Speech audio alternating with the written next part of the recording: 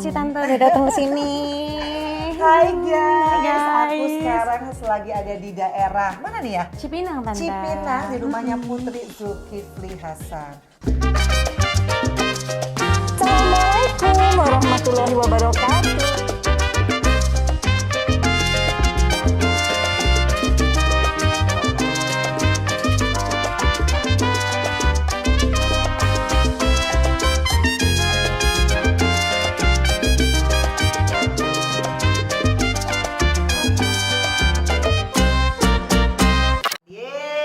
Assalamualaikum Tante.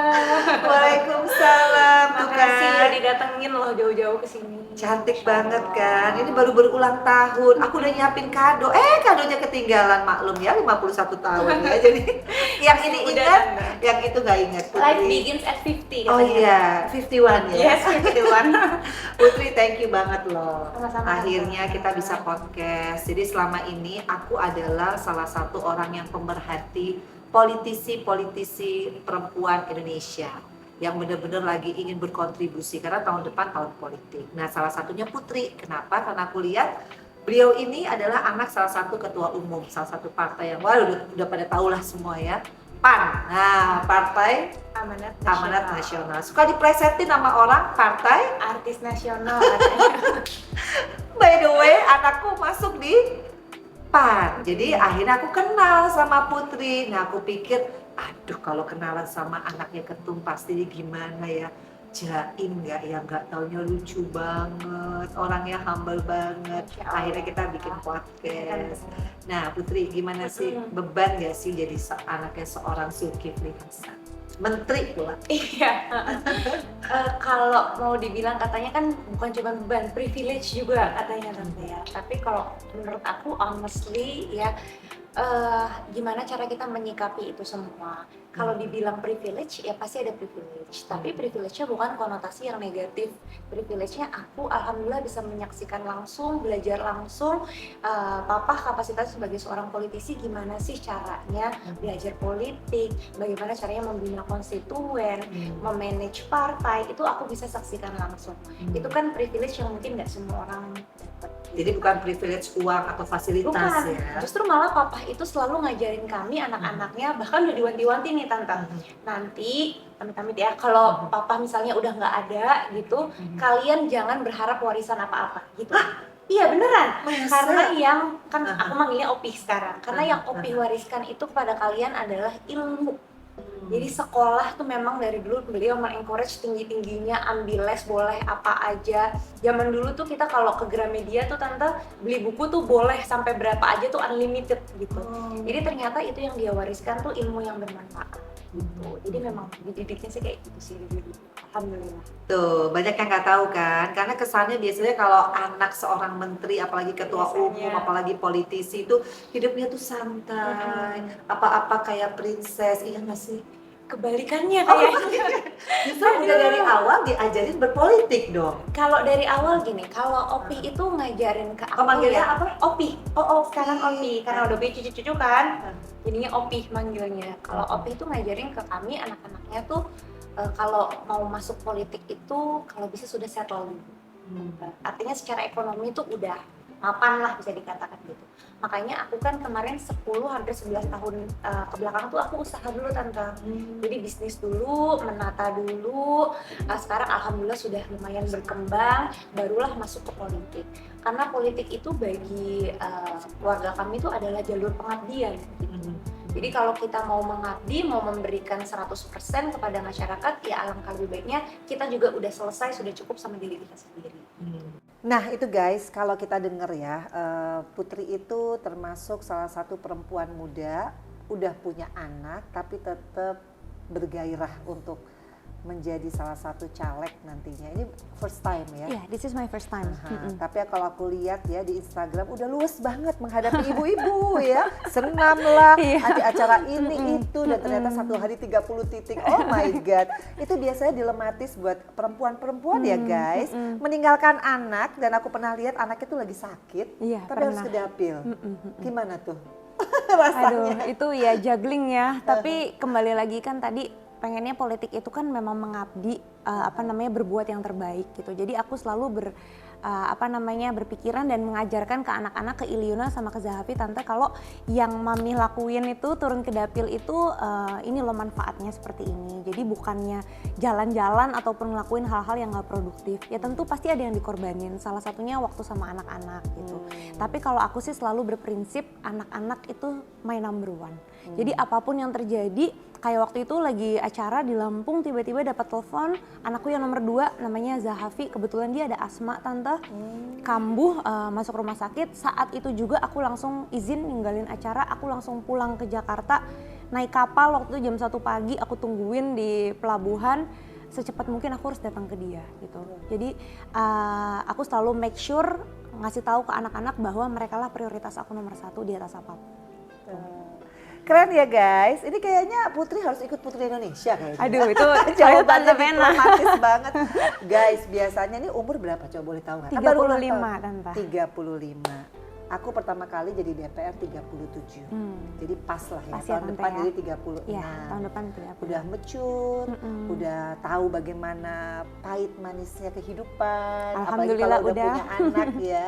Jadi intinya apa sih yang ingin diraih sama Putri dengan masuk ke Iya. dalam politik Indonesia, khususnya legislatif ya, karena legislatif itu kerjanya kolektif kolegial. Betul. Artinya kan pasti waktu akan tersita tuh ke depan. Belum partai lah, belum nanti kalau di DPR masuk alat kelengkapan kayak BKSAP, AKD. kerjasama luar negeri, aduh tuh nggak pernah pulang. Siap nggak sih ninggalin anak? Misalkan kalau kemarin oke lah di Lampung masih ada Yes. kapal, tiba-tiba Luar lagi negeri. parlemen tuh parlemen, lagi di PBB gitu. Iya. Gimana itu? Iya, itu dia, itu resiko pekerjaan kali ya tante. Tapi ya. udah siap mental loh. Insya Allah harus sudah siap, makanya aku cuman gini, aku juga kadang-kadang kan suka ditanya gimana sih misalnya bagi waktu atau gimana Iya. supaya nggak keteteran gitu. Iya. Yang pertama tuh aku selalu skala prioritas gitu, jadi nanti juga pekerjaan pasti aku akan pilih-pilih lah tante. Maksudnya pekerjaan yang memang betul-betul priority harus aku datengin, pasti akan aku datengin. Kan zaman sekarang juga serba digital, apakah bisa nanti dengan Zoom meeting atau aku wakilkan ke tim, kan itu juga masih opsi. Terus aku juga selalu make sure di rumah itu ada support system, maksudnya ada, aku alhamdulillah bisa dibantu sama Neni, ada omihnya juga, kebetulan rumahnya kan tetangga ya. Omi itu grandma ya? Omi itu grandmanya, jadi ada grandma daycare gitu yang siap membantu. Terus aku tuh emang make sure setiap hari anak-anak tuh punya kegiatan-kegiatan yang manfaat gitu. Jadi dari pagi sampai sore, sampai habis maghrib tuh mereka tuh memang full. Jadi nggak nyariin ataupun nggak yang aku nggak kontrol gitu sih tante. Ini kan kalau masih di dapil, nanti Iya. nih kalau udah jadi DPR, kalau kita lagi rapat kan nggak bisa main tinggalin tuh Iya gimana benar. Siap nggak? Harus siap mau nggak mau, karena mungkin aku juga learn from experience ya, karena kan dulu kan ayah aku tuh juga sibuk banget kan sama, jadi banyak banget sebenarnya momen-momen tuh yang akhirnya diselip-selipin. Contohnya dulu aku inget banget wisuda S1 itu tuh waktu beliau pas jadi Menteri Kehutanan, baru dilantik saat berapa minggu gitu, jadi lagi sibuk-sibuknya tuh tante.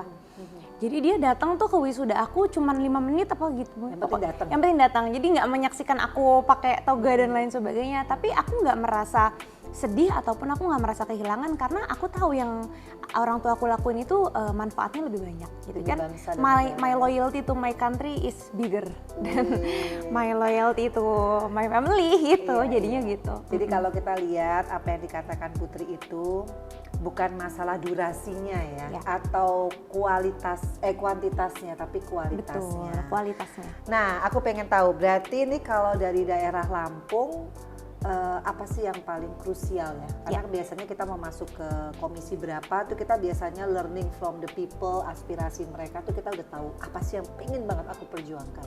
Pendidikan kah, kesehatan, atau apa sih sebenarnya?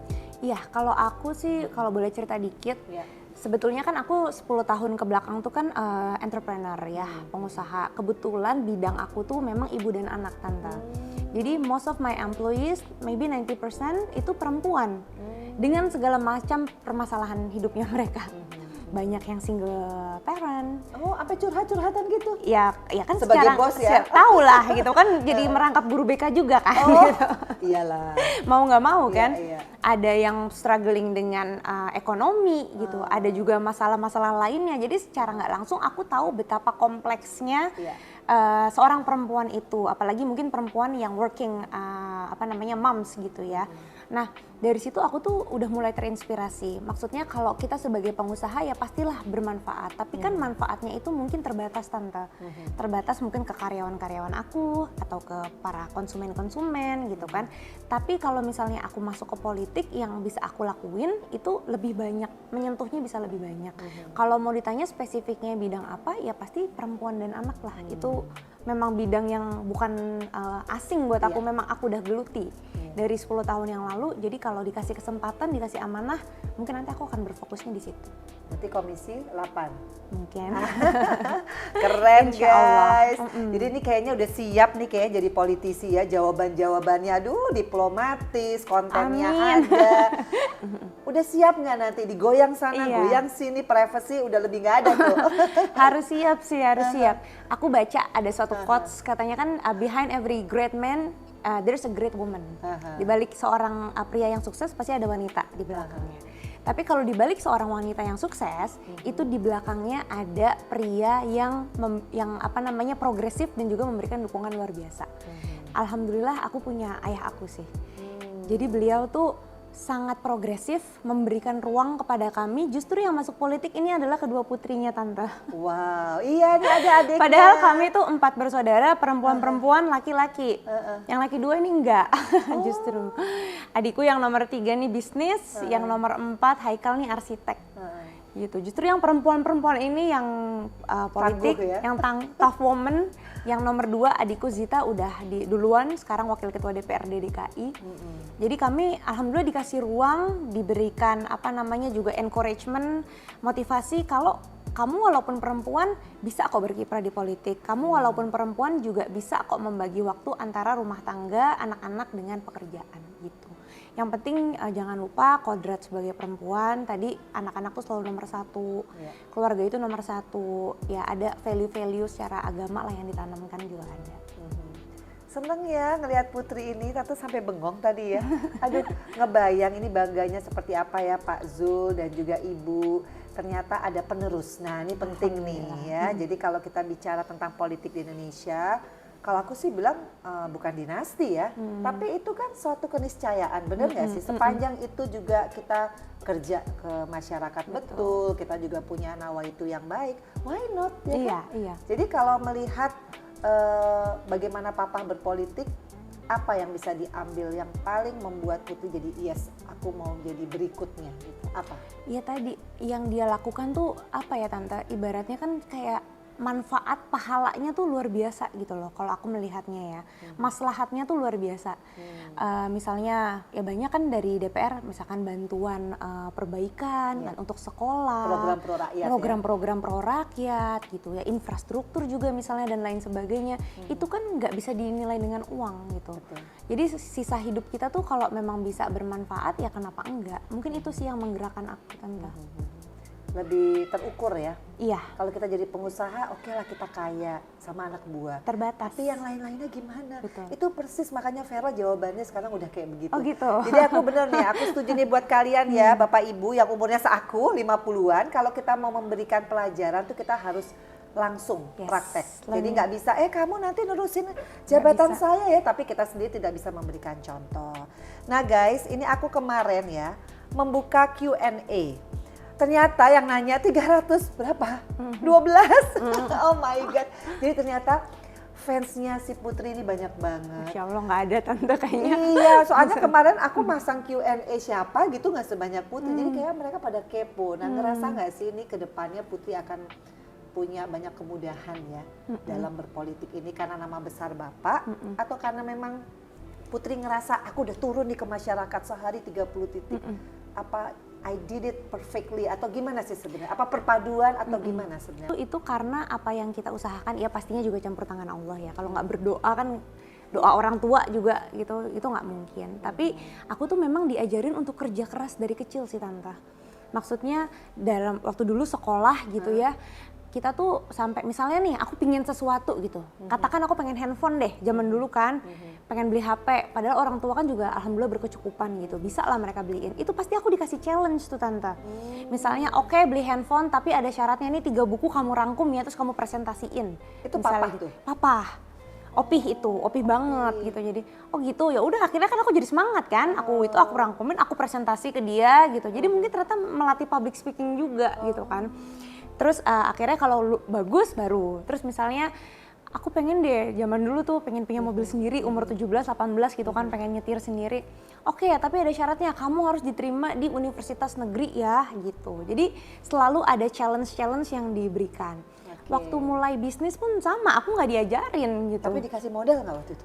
Waktu itu jadi aku waktu bisnis itu awal kan aku ada tabungan lah, nggak besar tapi ada tabungan waktu itu. Jadi aku pakai itu dulu tante. Oh, modal sendiri? Modal sendiri, bahkan kan aku punya sekolah namanya Kids Republic School ada. Itu dulu tuh kita sewa ruko, aku sama adik aku patungan. Jadi sewa ruko, terus mama kasihan, dia akhirnya juga chip in gitu, bantuin kan. Akhirnya kita sewa ruko deket rumah, aku masih jadi frontline-nya, merangkap kadang-kadang jadi guru, pokoknya jadi semuanya all in one di situ.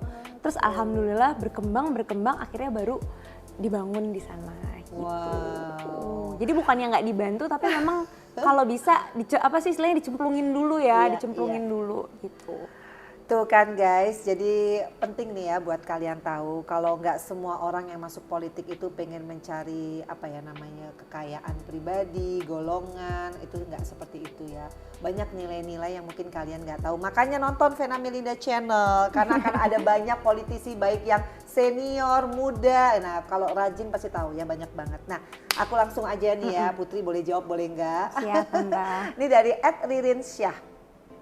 Mau nanya dong, seoptimis apa sih Kak Putri dalam membangun Lampung yang sekarang lagi kena sorot karena hal negatifnya? Dan apa yang akan kakak lakukan buat meyakinkan kami sebagai warga Lampung? Wah ini konstituen nih. Iya kayaknya. Apa nih? Iya, Put? jadi kemarin kan sempat viral tuh yang jalan di Lampung Tengah kalau nggak salah. Sebetulnya permasalahan jalan itu bukan permasalahan yang baru gitu, bukan permasalahan Pemda yang sekarang, tapi sudah dari lama sebetulnya. Kalau orang Lampung pasti tahu ya. Cuman memang ternyata sekarang ter-highlight akhirnya jadi viral karena ada salah satu Gen Z atau milenial ya tante yang akhirnya berani speak up gitu kan. Jadi pelajaran yang pertama sih yang aku bisa ambil ya, kita juga mungkin sebagai politisi tuh mesti belajar komunikasi zaman now. Apalagi 2024 itu petanya nanti pemilihnya di atas 50% tuh kan millennials, Gen Z kan tante. Ini kan mereka nih karakternya unik, cara komunikasinya tuh lebih blunt, lebih to the point gitu kan. Mungkin kadang-kadang caranya tuh unik-unik juga. Kadang-kadang suka pakai kosakata yang ajaib-ajaib gitu. Contoh? Ya contohnya kasus Lampung kan ada kosakata yang dia pakai yang katanya nggak bagus gitu kan. Kalau nggak salah dajjal atau apa gitu, iya. Jadi kesannya kayak... Jadi kesannya padahal mungkin esensinya bukan itu gitu. Esensinya adalah memberikan kritik yang membangun. Tapi mungkin caranya dilakukan dengan cara Gen Z yang sekarang gitu kan. Tapi karena mungkin tadi komunikasinya kurang lancar atau gimana, akhirnya jadi viral lah ini masalah gitu. Tapi kemarin alhamdulillah juga karena viral jadinya tersorot, ada perhatian. Kemarin tuh alhamdulillah Pak Jokowi kalau nggak salah kebetulan ditemenin sama Papa ya? Sama Pak Mendak juga. Beliau ke Lampung turun langsung dan akhirnya diberikan bantuan untuk infrastruktur senilai 800 miliar. Wow, alhamdulillah akan dibangun mulai bulan Juni.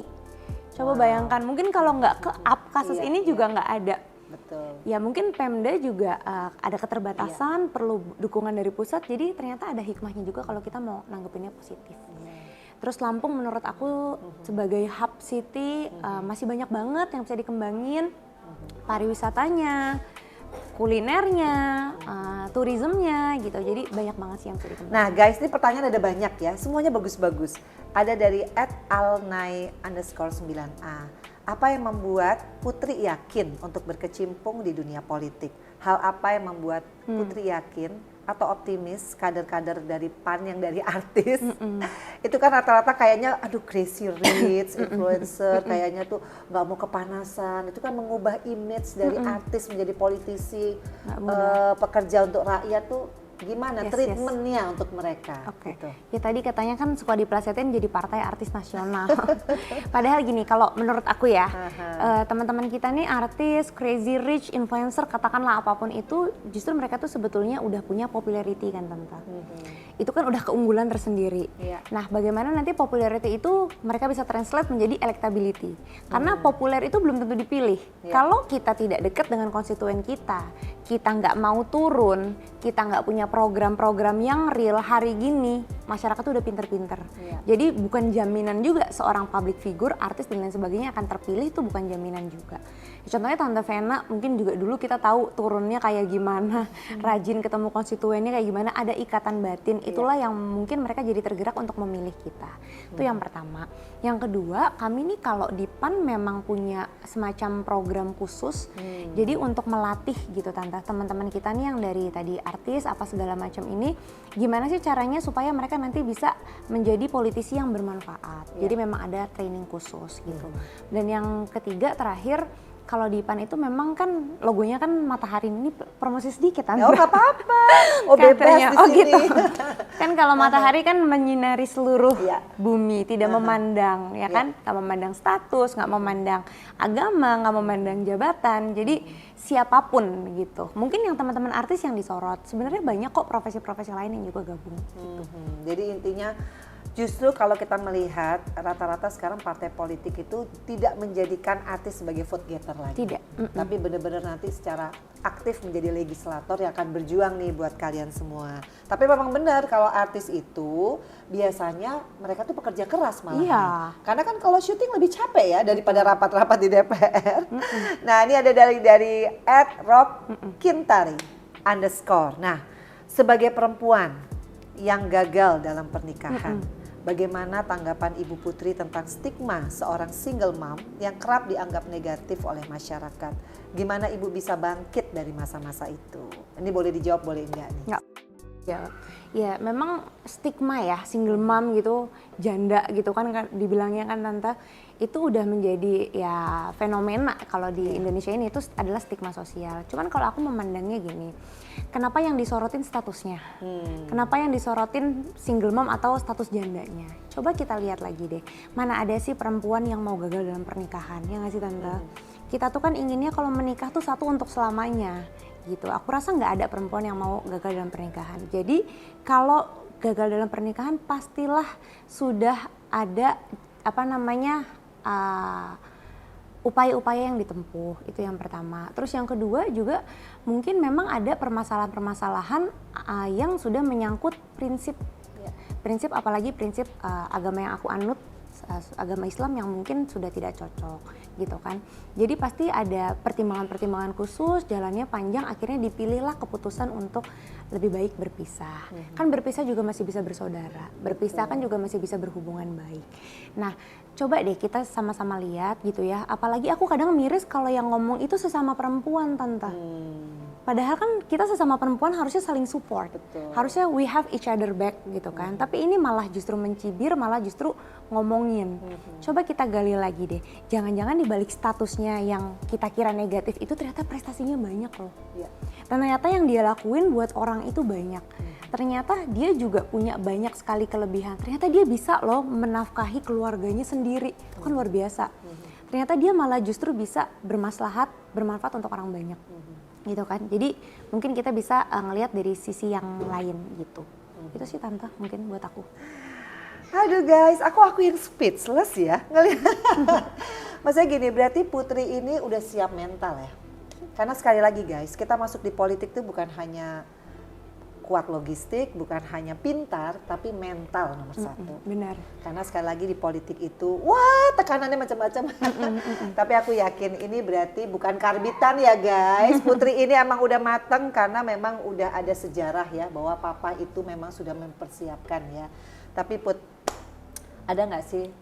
Kalau aku lihat Putri menjawab pertanyaan demi pertanyaan tuh begitu lugas, tenang. Tenang, iya. Tapi namanya perempuan kan kadang-kadang suka ada melo-melonya gitu. Pastilah. Ada nggak satu momentum yang kayaknya, ini di luar politik kan ya, kayaknya kok titik terendah banget dari seorang Putri? Pastilah Tante, pastilah ada. Nah, soalnya tadi pertanyaannya gimana cara ngelewatin. Oh iya, tadi aku lupa. Apa gimana cara ngelewati titik pada terendah? saat kita di titik terendah tuh Iya, kan. luar biasa ya. Gimana cara ngelewatin Iya. itu semua? Ya pastilah ada titik terendah, nggak perlu aku ceritain ya, cuman ada lah titik yang mungkin bikin aduh kayaknya keluar kamar aja tuh udah males gitu, misalnya keluar rumah aja tuh udah kayak nggak bersemangat, padahal aku tuh orang yang paling semangat sedunia gitu kan Tante. Aku tuh orangnya kan selalu positive thinking gitu, tapi ada momentum-momentum itu. Caranya aku ngelewatin adalah dengan apa ya, sampai mana sih kita bergantung sama manusia gitu, jadi ya udah bergantung ya sama Allah. Jadi udah pas pada saat titik terendah ya perbanyak sholat gitu kan, sholat malamnya, terus juga aku banyak apa sih namanya introspeksi, muhasabah diri sendiri. Mungkin aku juga kan nggak mungkin sempurna, pasti kan ada kekurangan-kekurangan apa segala macam gitu. Terus aku cari lagi apa sih yang kira-kira bikin aku semangat untuk bangkit. Yang nomor satu pasti anak-anak lah Tante, ya kan. Aduh kalau ngomongin anak-anak jadi agak-agak melo nih guys. Nggak apa-apa. Pastilah ingat anak-anak, ingat Ili, ingat Zahafi gitu kan. Aduh mereka nih masih kecil-kecil, pengen pasti ngelihat ibunya nih bahagia, pengen membanggakan anak-anak. Jadi mulai dari situ akhirnya aku mengumpulkan kekuatan lagi, ya alhamdulillah sampai sekarang. Step by step Tante, step by step. Tapi setuju sih, memang kalau perempuan itu banyak orang tidak menyangka kita tuh sebetulnya kuat banget sih. Banget, Karena bisa kita melahirkan sudah, loh. Iya, kita sudah diuji 9 bulan mengandung, Hamil. melahirkan, menyusui, belum masalah-masalah kehidupan yang lain ya. Artinya alhamdulillah kita sudah teruji. Tapi Put, kalau disuruh mengulang waktu, ada nggak yang ingin dirubah dari seorang Putri? Nggak ada sih Tante, karena aku ngerasa ya memang perjalanan hidup aku tuh ya begini. Mungkin kalau aku nggak melewati ini semua, itu nggak akan menjadi putri yang seperti sekarang. Mungkin aku manja, ya kan? Atau lebih kayak santai-santai gitu kan, dari princess gitu misalnya di rumah. Tapi ternyata karena perjalanan hidup, karena apa yang udah aku lalui, alhamdulillah membentuk seperti yang sekarang. Kan ada tuh aku percaya tuh apa tuh namanya, kalau kayak orang apa tuh kentang tuh kan harus direbus dulu tuh Tante. Biar panas terus enak kan, habis itu ternyata dimakan gitu. Maksudnya harus mashed melewati potato ya? kayak mashed potato gitu kan. Ya mungkin memang harus melewati proses kehidupan yang enggak mudah, tapi ternyata menghasilkan versi terbaik dari Putri. Iya. Mudah-mudahan. The new version Amin, of amin, Putri. amin, amin. Jadi masuk politik itu juga bukan hanya jabatannya loh guys, itu berat. Karena kita belum bekerja untuk rakyat, kita udah disumpah. Ya, nggak? pertanggungjawabannya. Untuk 5 tahun ke depan. Ya mudah-mudahan dengan ada regenerasi di DPR RI, aku yakin kuota keterwakilan 30% perempuan, apalagi ini perempuan muda yang very talented dan memang knowledge-nya bagus, itu yang kita tunggu. Setuju nggak Put ya? Ya harus lebih banyak lagi perempuan yang masuk. Karena hanya perempuan lah yang tahu isu-isu mengenai perempuan Pasti. itu sendiri. Bukan berarti politisi laki-laki nggak peduli ya. Tapi kalau kita bicara tentang isu-isu perempuan, wah bisa Iya, semangat banget. 45. Seperti contohnya juga isu yang sekarang ini lagi rame banget Tante, isu KDRT ya kan. Aku juga salut banget sih sama Tante Vena tuh, maksudnya berani advokasi itu nggak mudah loh guys, menempuh itu tuh is not easy. Aku baca ya Tante, ini mudah-mudahan benar, katanya research tuh membuktikan kalau korban KDRT, kekerasan dalam rumah tangga itu butuh attempt atau butuh mencoba 8 sampai 10 kali loh Tante. Sebelum akhirnya mereka benar-benar keluar. Jadi pertama terus dimaafin, kedua terus dimaafin balikan lagi, ketiga terus begitu. Apalagi ada faktor ekonomi, maksudnya dia ketergantungan sama suaminya secara ekonomi. Kalau gue nggak ada suami gue terus gimana, gitu kan Tante. Terus dianggap aib lagi. Udahlah kita korban gitu ya, terus dianggap aib. Belum dituntut balik. Dituntut balik, luar biasa. Guys. Oh my god. Jadi menurut aku tuh Tante Vena juga salah satu inspirasi yang apa namanya bisa ngajarin kita perempuan-perempuan di Indonesia tuh bahwa ya cinta boleh tapi kan jangan bodoh-bodoh amat kan Tante gitu. Kalau ada prinsip yang memang dilanggar kita juga harus berani. Iya, ya itulah ya tadi kalau kita ngobrol nih meskipun aku udah senior banget ya umurnya maksudnya. Enggak lah Tante. Tapi ternyata aku seneng banget ya bahwa akan ada pengganti-pengganti aku di DPR RI yang benar-benar siap untuk bekerja buat kalian. Nah nih dari @irmayanti.ima.754, Mbak Vena gimana caranya tanyain ke Mbak Putri bagi waktu antara keluarga dan juga menyimaki pendapat miring yang meragukan kemampuan Putri dan dianggap nebeng. Tadi udah dijawab itu, tapi nggak apa-apa mungkin ada yang Boleh. mau ditambahin nggak? Kalau bagi waktu tadi udah kali ya Tante ya, Yang udah jawab. untuk menyingkapi. Ya, bahwa ini bukan karena Ya. Pak Zulkifli loh, ini karena kemampuan seorang putri Iya, gitu. iya buat aku action speaks louder than words. Jadi nanti ditunggu aja bukti-buktinya karena percuma nanti aku ngomong dibilangnya pencitraan lah ini itu segala macam. Jadi dilihat kalau konstituen di Lampung insya Allah juga udah tahu apa yang aku lakuin untuk mereka gitu. Tapi menarik nih kalau ngomongin dapil, ada nggak peristiwa yang paling lucu sama peristiwa yang paling menyentuh hati? Pasti Banyak. macem-macem. Banyak tante, Apa? aduh. Yang lucu deh, yang lucu. Apa ya kalau yang lucu-lucu ya namanya orang di daerah tuh kan lucu-lucu ya tante ya kadang-kadang gitu. Ya celetukan-celetukannya, pertanyaan-pertanyaannya kadang-kadang tuh aduh bikin ketawa coba gitu yang- loh. yang- Apa ya kalau yang lucu-lucu apa ya Tar? Banyak sih aku juga nggak gitu inget. Tapi kalau yang mengharukan Iya, itu mengharukan. banyak sih tante. Seperti contohnya kita kasih bantuan misalnya ya ke orang-orang di sana gitu. Misalkan bantuannya katakan 1 kilo beras atau 1 liter minyak. Itu mungkin bagi kita ya biasa saja, tapi ternyata bagi mereka tuh luar biasa loh tante.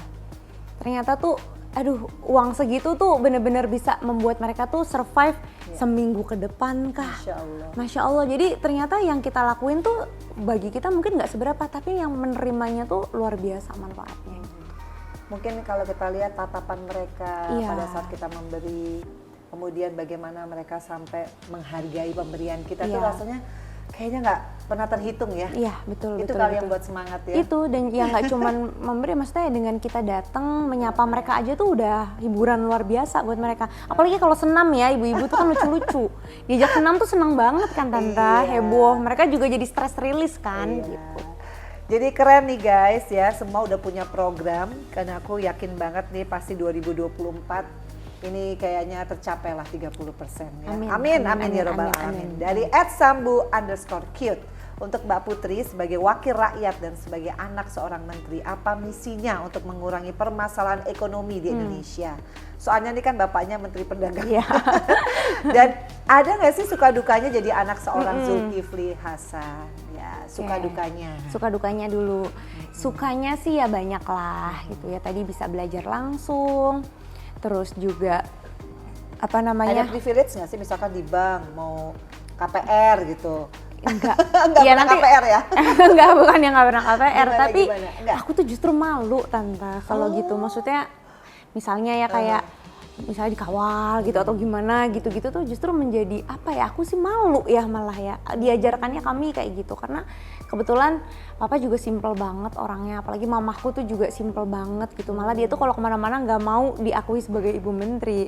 Jadi pokoknya low profile mungkin karena kita ngerasa tuh namanya jabatan tuh kan amanah titipan gitu kan, jadi jangan sampai kita juga menyalahgunakan jabatan itu. Yang diberikan jabatan kan ayah saya, bukannya kita sebagai keluarganya gitu kan, jadi jangan sampai menyalahgunakan itu sih tante. Kalau dukanya ya tadi mungkin katanya kan kalau tak kenal maka tak sayang, jadi dikiranya memanfaatkan nama besar atau misalnya enak-enakan aja lu nggak pernah kerja ya kayak gitu-gitulah tante, anggapan-anggapan orang mungkin ya. Tapi tadi ada yang belum dijawab tuh Apa tuh? tentang gimana untuk masalah ekonomi itu. Oh ekonomi. Untuk mengurangi Permasalahan ekonomi. Ya, kalau aku karena fokusnya di perempuan, Ya. memang aku tuh udah menjalankan juga kebetulan di Dapil ada program-program pelatihan khusus UMKM binaan. Ada UMKM binaan Putri Zulkifli Hasan, kayak misalnya tapis-tapis di Lampung, terus ada beberapa makanan gitu. Jadi aku memang kasih semacam seperti pelatihan tante. Packagingnya tuh harusnya yang zaman now tuh seperti ini loh. Cara Terus, jualannya. Betul, cara pemasarannya, membantu mereka masuk ke marketplace misalnya gitu, memberikan bantuan juga permodalan, bukannya aku yang memberikan modal tapi menyalurkan kepada pihak-pihak yang mungkin yang ingin memberikan bantuan modal gitu. Jadi memang fokusnya aku ke UMKM yang perempuan. Ya. Yang mungkin mereka di rumah punya bisnis kuliner kecil-kecilan atau bisnis hijab kecil-kecilan, itu aku sebisa mungkin pasti aku support dan aku bantu. Tuh, enak ya kalau nanti jadi anggota DPR-nya kayak begini ya. Jadi benar-benar yang namanya jiwa raga tuh untuk kepentingan masyarakat. Karena memang perempuan tuh pegang peranan ya. Karena motornya keluarga tuh di perempuan. Nah, ini dari @abil_sidik_arsalan menanggapi Partai Amanat Nasional yang sangat viral dengan sikatan Partai Artis Nasional. Gimana cara mengubah, oh tadi sudah tuh udah dijelaskan. Tapi sekarang gini, emang PAN itu kenapa sih harus artis? Tapi kayaknya memang pioneer ya, dari jauh sebelum Iya. partai-partai lain merekrut artis tuh PAN dari tahun berapa ya? Emang kenapa sih konsepnya harus artis gitu? Kenapa ya? Mungkin karena artis-artis itu juga merasa seperti rumah sendiri kali ya Tante. Treatmentnya Diterima. beda ya? Treatmentnya nggak beda sih, cuman justru karena kita tidak membedakan mereka gitu. Artinya mungkin kan dia takutnya kalau masuk ke politik kayak dijutekin gitu, misalnya kayak dianggap lo bisa apa sih gitu-gitu. Justru kan kalau kita kan enggak, malah ya memperlakukan mereka sebaik mungkin gitu. Terus juga misalnya punya apa nih, punya podcast misalnya kayak contohnya Mas Uya Kuya gitu kan, dia luar biasa, dia punya podcast yang bisa mengadvokasi banyak permasalahan. Oh ya, TKI, TKW sekarang lagi di kemarin ya. Hong Kong untuk bantu-bantu TKW. Nah ini kan kalau di jalur politik kan pasti akan lebih baik lagi kan Tante. Betul, mereka udah punya platform Benar. yang udah loyal ya Iya. ininya ya. Jadi mungkin kenyamanan, kebersamaan itu kali jadinya jadi partai artis nasional. Dan Tapi- kalau di PAN tuh artis-artis juga mereka punya jabatan politik Tante. Oh, jadi pengurus di Pengurus, DPP? seperti contohnya Mas Pasya Ungu, ketua Barisan Muda PAN gitu. Terus juga Mas Uya ada Desi juga ya. Teh Desi ketua Dewan wilayah ya? DPW Jawa Barat, Wow. perempuan loh, luar biasa Teh Iya, Desi iya, tuh. aku kemarin ngobrol sama Desi. Jadi memang artis itu tidak Kasih dibeda-bedakan kepercayaan. ya. As long as mereka punya capability, di situ malah dibuka Iya. ya. Karena jarang loh ada ketua DPW cewek dari artis. Ini Jarang kayak baru sekali. Desi Ratnasari. Selamat ya Teh. Iya, iya. Aduh, mudah-mudahan aku juga ya jadi ketua DPW ya nanti ya. Amin. Halo. tapi Kode. tapi Putri, ada nggak kepikiran jadi ketua umum? Karena kan sekarang ya step by step udah menuju ke sana kan. Iya, belum sih Tante, jujur Belum. sekarang. Pokoknya kalau sekarang aku mah orangnya Ya ya nanti in the future lah, 10 tahun. Kan harus ada estafet itu.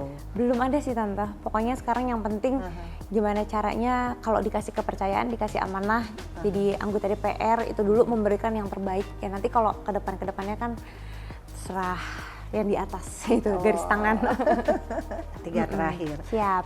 Dian Rosdiana untuk Ibu Putri. Bagaimana kiat agar menciptakan parlemen yang bersih? Wah, itu penting. Berintegritas dan mengedepankan kepentingan rakyat. Matur suwun. Lah itu dari dapil aku ya, matur suwun. Iya, matur Jawa suwun, Timur. Gi.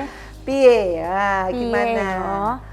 Ya kalau kita kan cuma punya tangan 2, mulut 1. Kalau kita mau ngatur semua orang, apalagi di DPR ya Tante, Kolektif kolegial ya? kolektif kolegial, politisi-politisi yang lebih senior gitu kan, itu kan ya bisa, tapi kan mungkin nggak semudah itu. Kalau aku mulai dari diri sendiri aja, Oke. dari diri sendiri, gimana caranya aku juga mencontohkan jadi politisi yang tadi bersih, berintegritas, terus juga melayani untuk rakyat gitu. Mudah-mudahan nanti kalau aku mencontohkan yang lain lihat bisa mengikuti. Gitu. Ini jawaban politisi yang benar-benar jawabannya diplomatif. Karena kita memang kalau di DPR itu tetap kita kan kolektif kolegial, itu artinya kita nggak bekerja sendiri ya. Benar. Jadi kita nggak bisa juga mengklaim oh itu kan gara-gara saya, Betul. itu kan regulasi gara-gara saya. Oh ya nggak bisa. Jadi memang kita harus bersinergi. Jadi gitu ya. Tadi yang nanya tuh bagus banget pertanyaannya, kayaknya dapat hadiah dari saya ya. Dan ini yang terakhir ya. Nah, dari Etna Kiasyam. Kak, gimana manajemen waktunya bisa berkarir di politik tapi tetap enjoy dengan dunia sekitar? Ini bukan keluarga, maksudnya dunia sekitar tetap bisa bersosialisasi Oke. dengan baik. Kan tetap aja masih muda ya. Iya. Jadi nggak serius-serius amat gimana Iyalah. tuh tetap. Haruslah gitu. Maksud aku politik itu bukan sesuatu yang menyeramkan juga. Sebenarnya justru politik itu kan banyak bergaul ya Tante ya. Iya. Jadi banyak ketemu orang, banyak ketemu banyak profesi dan lain sebagainya. Justru malah lebih bergaul sih kalau menurut aku gitu. Jadi aku juga tetap punya me time, tetap jadi diriku sendiri. Kadang-kadang juga masih suka nonton, makan di restoran favorit gitu. Olahraga ya pokoknya hal-hal yang tetap dulu aku lakuin ya pasti tetap akan aku lakuin sih. Jadi nggak tiba-tiba berubah jadi orang Enggak lah, lain. enggak lah. Aduh capek ya guys, Capek. 5 tahun ya. Iya, Nanti iya. bisa stres. Tapi aku pengen tahu, kira-kira siapa sih politisi di Indonesia yang perempuan yang kira-kira aduh gue pengen kayak dia deh. Atau menginspirasi selain Papa ya. Iya, yang Siapa perempuan. kira-kira? Banyak banget sih Tante. Yang pertama Menteri Keuangan kita Bu Sri Mulyani, aku tuh ngefans banget. Menurut aku beliau juga salah satu superwoman ya, hebat sekali gitu. Dengan berbagai latar belakang pendidikannya, skillnya dan lain sebagainya itu hebat sih menurut aku. Terus juga Ketua DPR RI kita Mbak Puan Maharani luar biasa. Dia juga banyak udah step by step karirnya, kan anggota DPR sudah, menteri sudah, sekarang ketua DPR RI, itu kan luar biasa loh tante, perempuan loh. Itu jujur menjadi inspirasi buat aku gitu. Terus Gubernur Jawa Timur Ibu Khofifah luar biasa, perempuan bisa menjadi gubernur provinsinya Jawa Timur lagi. Yang jumlah warganya banyak sekali, luar biasa, dengan segala permasalahannya luar biasa banyak. Itu menjadi inspirasi aku bahwa kita sebagai perempuan tuh juga bisa kok. Just do it ya guys. Jadi jangan nih buat perempuan-perempuan yang nonton Vena Melinda Channel, jangan dipakai untuk gibah aja ya. Akhirnya mukanya kerut-kerut dan gak ada prestasinya. Nah ini terakhir nih, aku selalu tanyain ini guys sama semua bintang tamu aku. Jadi siapa sih orang paling berjasa dalam hidupnya seorang putri? Ya orang tua lah tante, orang tua Opih dan Omih pastinya. Tadi Opih karena memberikan aku kesempatan, memberikan aku bekal yang luar biasa walaupun jarang ketemu, tapi selalu nyempetin waktu buat aku gitu kan. Terus juga mencontohkannya dengan action langsung gitu. Aduh beliau benar-benar inspirasi lah buat aku.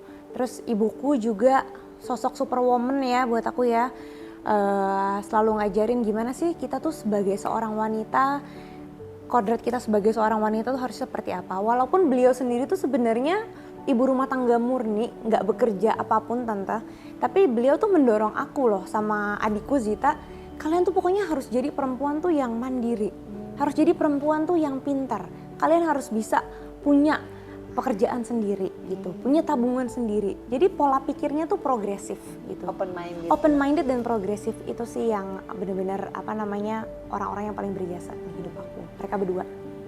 Nih yang terakhir sekali guys, boleh tante. dong di kamera sini Putri mengucapkan terima kasih buat Papa Opih ya. Aduh nanti nangis nih tante. Gak Sedih apa-apa, kalau kadang-kadang ingat di Opih. Vena Melinda Channel tuh kita juga mesti memperlihatkan bahwa ya it's nature kan gitu. Kadang-kadang Silahkan. perempuan tuh kalau ngomongin kerjaan mah cuek ya tante, tapi kalau udah urusan anak, keluarga tuh udah pasti melau. Pasti Papa, siapa tahu nonton ya Pak. Nonton dong. Silahkan. Untuk Opih ya tante. Untuk Opih Zulkifli Hasan, terima kasih banyak. Sampai saat ini Opih selalu mendampingi Putri, selalu memberikan nasihat-nasihat, memberikan doa yang gak putus-putus. Aku tuh tahu Opih tuh setiap sholat, apalagi sholat malam itu selalu doain aku. Mudah-mudahan Putri dikasih usia yang panjang, yang berkah. Mudah-mudahan bisa ngebanggain Opih, ngebanggain Omi, walaupun mungkin nggak sebanding dengan apa yang Opih dan Omi sudah kasih ke Putri. Mudah-mudahan Opih, Omi sehat selalu supaya kita masih bisa terus bersama sampai kapanpun. Amin, amin ya rabbal alamin. Love you si Opih. cantik, Ili dan Zahafi, aduh ini sudah fix nih, fix pasti nangis. nanti kelak mereka akan nonton karena Iya. jejak digital nggak pernah bisa dihapus. Untuk Ilyuna, anaknya Mami yang paling Mami sayang, yang paling cantik. Mas Zahafi juga terima kasih kalian berdua itu sudah menjadi anak-anak kebanggaannya Mami. Anak-anak yang soleh, yang solehah, Masya Allah gak pernah ngerepotin Mami, selalu ngebanggain, selalu memberikan yang terbaik. Doain Mami mudah-mudahan nanti kedepannya Mami Putri bisa jadi sosok yang selalu membanggakan buat kalian. Dan Mami juga selalu doain kalian mudah-mudahan kalian mendapatkan yang terbaik apapun itu dalam hidup kalian. Love you guys. Ini banyak banget permintaan dari hostnya ya, tapi penting banget nih buat semua perempuan Indonesia yang mungkin lagi mengalami kesendiriannya tapi tetap ingin bangkit menunjukkan kepada anak-anak terutama kepada keluarga bahwa kita bisa berprestasi meskipun apapun terjadi dalam kehidupan kita. Monggo, quotes dari seorang Putri Zulkifli Hasan. Buat teman-teman semua, saudaraku, sesama perempuan yang mungkin sekarang sedang ada di titik terendah dalam hidup kalian, ingat kalau badai pasti berlalu. Jadi nggak mungkin yang namanya kesedihan, keterpurukan itu selamanya akan ada. Tetap kuat, pokoknya take it step by step, satu hari demi satu hari, jangan pernah memaksakan diri kalian, jangan pernah membandingkan diri kalian sama orang lain. Ingat kalau kita perempuan itu udah dibekali sama Allah dengan berbagai kekuatan superwoman yang pasti membuat kita menjadi sosok yang kuat. Mudah-mudahan aku doain apapun yang terjadi dalam hidup kalian bisa cepat selesai, dan mudah-mudahan kalian semua bisa mengambil hikmah dan bisa menjadi pribadi yang lebih baik lagi. Stay strong. Tepuk tangan dong, penonton, ayo. Oke guys, nggak kerasa hampir 1 jam aku ngobrol ya dari hati ke hati sama seorang Putri Zulkifli Hasan.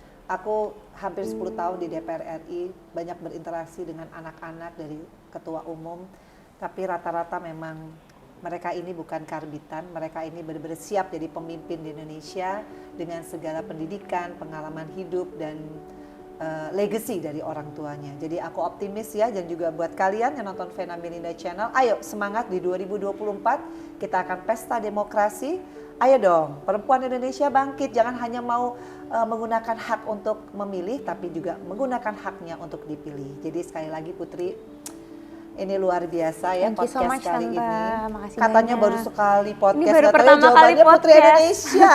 Tapi ini baru pertama kali podcast Keren. khusus Vena Melinda Channel. Keren, ini benar-benar politisi yang udah siap mental ya untuk di DPR RI. Sekali Amin, lagi Putri, amin, amin. sukses. Kasih Tante. Dari Lampung berapa? 1 Tante. Lampung Insya 1. Allah. Jadi berapa kabupaten tuh? 7 kabupaten. Wow. 1 kota. Satu kota. Sukses, mudah-mudahan ya, insya Allah nanti kita bisa ketemu di Senayan. Tapi aku yakin Putri pasti kepilih. Amin, Sekali amin, lagi amin. salam buat papa, Amin. buat mama, buat anak-anak Iya, juga. Tante. Sukses, happy selalu. Dan buat kalian guys, jangan lupa untuk selalu nonton Vena Melinda Channel, karena akan banyak sekali tokoh-tokoh inspirasi, baik dari dunia politik, dari dunia entertainment, dari siapapun yang ingin sharing kepada kalian tentang nilai-nilai kehidupan. Thank you so much for watching Vena Melinda Channel. Jangan lupa untuk subscribe, like, share, and comment. Wassalamualaikum warahmatullahi wabarakatuh.